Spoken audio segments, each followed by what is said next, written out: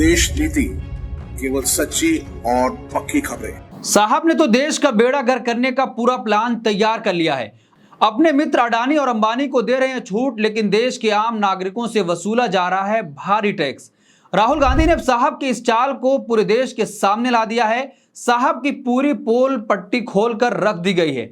Adani tax पर राहुल गांधी ने साहब को घेर लिया है। देश का युवा बेरोजगारी की मार झेल रहा है, लेकिन साहब के मित्रगण अमीर होते चले जा रहे हैं।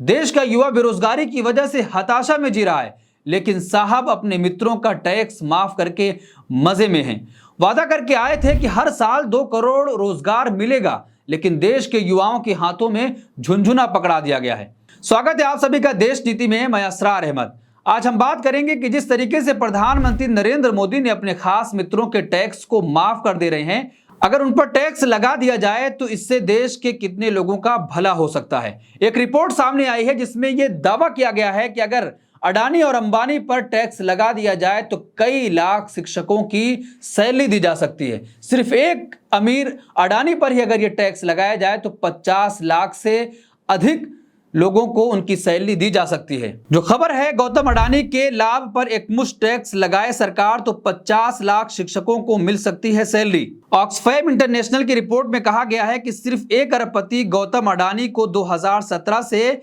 अब तक मिले वास्तविक लाभ पर एकमुश्त अगर टैक्स लगाया जाए तो 1.79 लाख करोड़ रुपए जुटाए जा सकते हैं, जो भारतीय प्राथमिक विद्यालयों के 50 लाख से अधिक शिक्षकों को 1 साल के लिए रोजगार देने को पर्याप्त हो जाएगा। और इसी रिपोर्ट में आगे कहा गया है कि अगर भारत के अरबपतियों की पूरी संपत्ति पर 2% की दर से एकमुश्त टैक्स वसूला जाए तो इससे देश में अगले 3 साल तक कुपोषित लोगों के पोषण के लिए 40,423 करोड़ रुपए की जरूरत को पूरा किया जा सकेगा।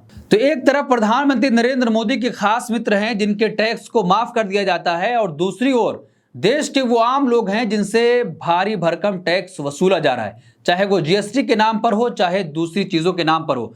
तो मैं आपको रिपोर्ट बताऊंगा आगे कि आखिर किस तरीके से अडानी और अंबानी के टैक्स को साहब माफ कर दे रहे हैं और जो देश के आम लोग हैं उनके टैक्स को माफ नहीं किया जा रहा है।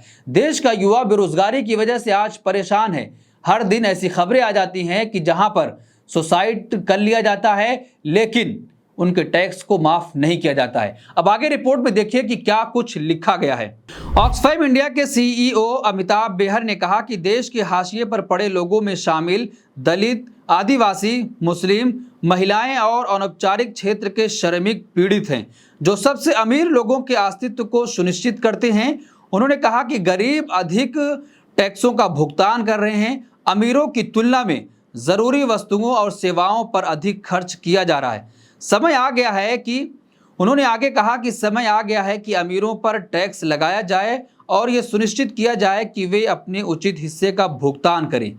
यानी कि जो अरबपति हैं उनके टैक्स को माफ किया जा रहा है, और जो दूसरे लोग हैं, जो आम नागरिक हैं, चाहे वो महिलाएं हों, चाहे वो दलित हों, चाहे शोषित हों, चाहे वो पीड़ित हो, उनसे भारी भरकम टैक्स वसूला जा रहा है। तो प्रधानमंत्री नरेंद्र मोदी की इसी नीति की वजह से अमीर अमीर होता चला जा रहा है और गरीब गरीब होता चला जा रहा है।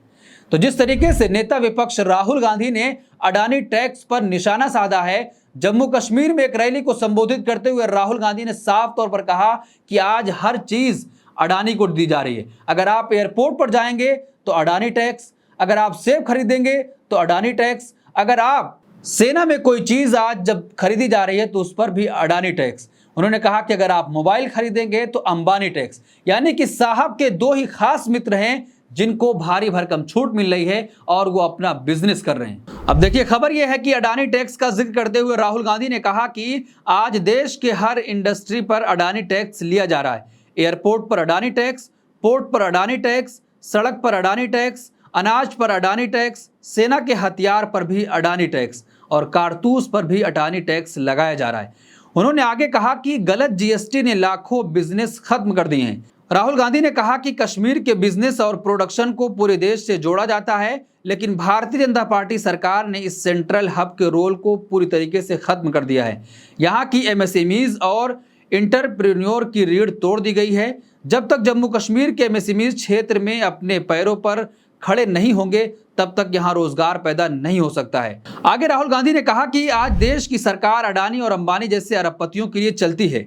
जीएसटी एक हथियार है जिससे जम्मू कश्मीर के छोटे और मध्यम उद्योगों पर हमला किया गया है। सच्चाई यही है कि नोटबंदी और गलत जीएसटी ने हिंदुस्तान के लाखों बिजनेस को खत्म कर दिया है। उन्होंने आगे कहा कि मोदी सरकार ने अडानी अंबानी जैसे लोगों का 16 लाख करोड़ रुपए का कर्ज माफ कर दिया है, लेकिन जम्मू कश्मीर के किसानों, छोटे व्यापारियों, एजुकेशन लोन लेने वाले युवाओं का या अस्पताल में इलाज कर रहे गरीबों का 1 रुपए भी माफ नहीं किया गया। जब आप बैंक लोन लेकर पैसा वापस नहीं करते तो आपको जेल में डाल दिया जाता है, लेकिन अडानी अंबानी को और कर्ज दे दिया जाता है। उद्योगपतियों के लगातार कर्ज माफ कर दिए जा रहे हैं, लेकिन आम नागरिकों के कर्ज माफ नहीं होते। आप सोच कर देखिए कि एक गांव का एक आम साधारण सा व्यक्ति अगर बैंक से लोन ले लेगा, अगर वो लोन समय पर नहीं चुका पाता है तो उसके घर बैंक के तमाम अधिकारी पहुंच जाते हैं, घर की जो संपत्तियां होती हैं उसको उठाकर लेकर चले जाते हैं। लेकिन अडानी और अंबानी के कर्ज को माफ कर दिया जा रहा है, और अगर और वो कर्ज लेना चाह रहे हैं तो उनको दिया भी जा रहा है। प्रधानमंत्री नरेंद्र मोदी नारा लगाते हैं कि मेक इन इंडिया, यानी कि इंडिया में ये सारी चीजें बनाई जा रही हैं, लेकिन इसके पीछे का खेल कुछ और ही चल रहा है। अब राहुल गांधी ने उस पर भी निशाना साधा है। उन्होंने साफ तौर पर कहा है कि जिस तरीके से जो कॉन्ट्रैक्ट मिलता है उस पर लिखा तो जाता है मेक इन इंडिया, लेकिन लेबल लगता है अडानी का। अब देखिए, खबर यह है कि राहुल गांधी ने कहा कि Narendra Modi make in India की बात करते हैं, लेकिन सारे के सारे कॉन्ट्रैक्ट अडानी को मिल जाते हैं। हथियार और ड्रोन इजराइल की कंपनी बनाती है, लेकिन उस पर लेबल अडानी का लगा दिया जाता है। उसे मेक इन इंडिया कहते हैं। ये मेक इन इंडिया नहीं हुआ, बल्कि मेक बाय अडानी हो गया है। अब हम आपको दूसरी रिपोर्ट बताएंगे, लेकिन उससे पहले कि जिस तरीके से आप समझें कि अगर सरकार जीएसटी लगा रही है, देश के तमाम लोग जितना भी सामान खरीदते होंगे उस पर जीएसटी अदा करते हैं, लेकिन प्रधानमंत्री नरेंद्र मोदी अपने खास मित्रों को जीएसटी में भी छूट दे रहे हैं। अडानी और अंबानी को जीएसटी में छूट मिल रही है और उनको कहा गया है कि आप अपना बिजनेस लगातार बढ़ाते चले जाइए। यानी मित्रों पर मेहरबान है प्रधानमंत्री नरेंद्र मोदी, जिसकी वजह से देश में बेरोजगारी फैल गई है। देश का युवा बेरोजगार है और हताशा में जी रहा है। हर दिन वो इसलिए परेशान रहता है कि वो कैसे अपना घर चला पाएगा।